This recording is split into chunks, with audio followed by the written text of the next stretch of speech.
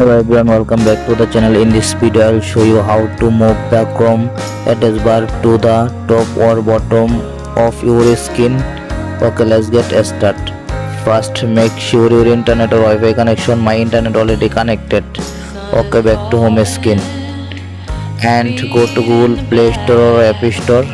Tap on search bar, search for Chrome. Now check update your Chrome browser, and my Chrome browser already updated to the latest version. Okay, now open your Google Chrome and now tap on search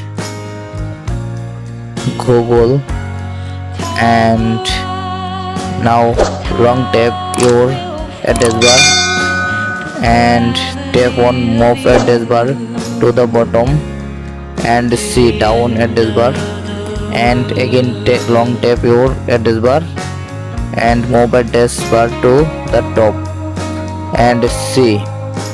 And I hope your problem has been solved successful. Please subscribe and like, comment, share now.